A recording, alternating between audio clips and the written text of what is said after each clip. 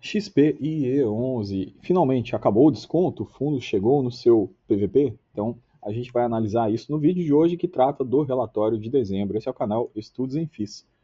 Vamos lá, direto ao histórico desse fundo aqui. Esse fundo vinha negociando com deságio, né? Inclusive passou a estar até mais descontado do que esse 0,85, se eu não me engano, ele chegou até 0,80 na negociação aqui, mas no histórico recente, outubro 0,87, novembro 0,90 e finalmente dezembro aqui chegamos ao valor do patrimonial, ok? Então vamos fazer uma leitura rápida aqui do relatório, entender os principais pontos, principais mudanças. O fundo tem agora 9 ativos, né? Ele segue aumentando o portfólio dele. Primeiro foi a Alísio, agora as eólicas lá da Via Acre. A gente gravou um vídeo de um fato relevante que saiu, gravou um vídeo dedicado para falar dessa nova aquisição e agora já vamos ver elas integralizando aí o portfólio desse fundo aqui. Então o fundo segue cada vez mais aumentando, né, seu patrimônio, diversificando.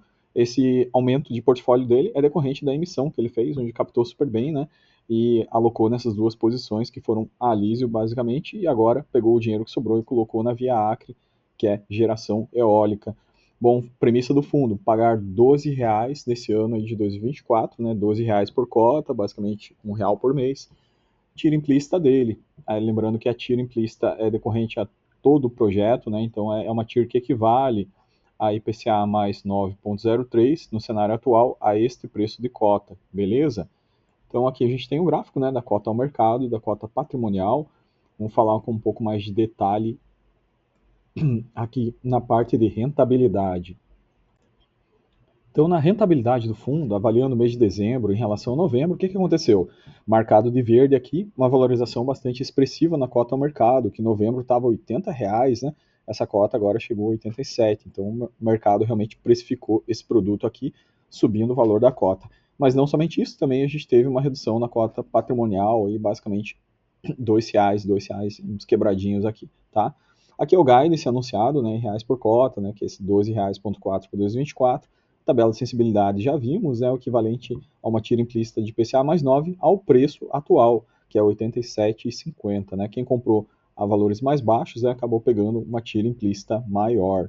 Aqui a nossa tabela atualizada, diversificação dos ativos do fundo aqui, com a integração da Lísio, que já tinha entrado aqui, concentração de 18,8% do patrimônio, e agora esses novos ativos da Via Acre 1 e 2 aqui, ao qual o fundo é proprietário, né, acionista agora desses ativos aqui. Vamos tratar no detalhe também.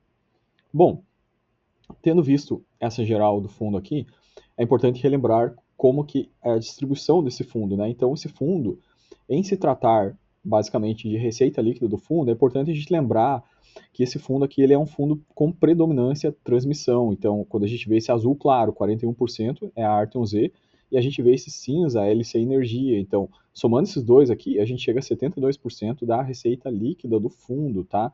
Então, esse gráfico aqui eu trouxe justamente para dar essa visibilidade. Aqui nesse momento estava com a Alísio já, e agora vai passar a integrar esse gráfico aqui também a Via Acre, né, que são as eólicas, beleza? Então, aqui está a dívida dele total também, né? A dívida dele, maior parte da dívida vem da Apodi Energia, tá? Que é aquela geração solar. Mas, embora sim, a Apodi Energia como empreendimento total tem uma geração bastante expressiva, só que o fundo ele só é proprietário, só é partícipe em 10% na Apodi Energia. Então ele só coleta 10% dele, por isso que essa fatia da Apodi Energia ela se torna menor aqui no fundo, tá? A participação é de apenas 10% na receita líquida total. Vamos dar uma passadinha rápida nos empreendimentos aqui, ver como é que foi o mês, se teve alguma novidade, né? Se tem algum fato relevante. Aqui uma notícia bacana, né, sobre um feedback sobre aqueles eventos de curtailment que tinha acontecido lá no mês de setembro, outubro, né? E aqui o fundo já havia nos relatado que eles tinham uma proteção liminar sobre esse aspecto aí que preservaria o caixa, né, justamente. E agora a gente teve essa notícia boa, que é o recebimento dos retroativos, né? Então caiu aqui o pagamento retroativo no resultado financeiro da Apodi relativo àquela perda que eles tinham tido em função do curtailment. Então bastante legal, veja, caiu, né, basicamente a receita líquida aqui para 21 milhões no mês, fechamento de novembro aqui, bastante interessante. Então, normalmente isso aí cai com uma certa defasagem, né? Não vai cair no mês seguinte, né? Caiu agora, na verdade, relativo àqueles eventos lá de setembro, basicamente. Então, aqui na Apodi Energia, nenhuma novidade, basicamente isso aqui, né? Em questão de geração histórica, né? A gente vê que está tá quase encostado basicamente na linha aqui, entre expectativa e realidade, né? Com aderência ao contrato, a capacidade instalada está bem próxima, né? Aqui um pouco sobre os novos ativos, né? Aqui a gente já tem uma declaração melhor do fundo sobre Via Acre 1 e 2. Então o fundo realmente comprou 100%, né, dos parques eólicos lá da Voltalia. E esses parques aqui a gente tem um detalhamento geral da capacidade instalada, mas o mais importante de tudo no final é isso aqui, né? Como é que está o resultado financeiro. Então vejam, por ano isso aí já agregaria no ano passado, com base em 22, ano retrasado, né? Seriam algo da ordem de 60 milhões de reais de receita líquida que está agregando esse Via Acre 1, Via Acre 2, o EBITDA, a gente já percebe que está em torno de 71%, né? O EBITDA do Via Acre 1 a gente percebe uma leve tendência de queda.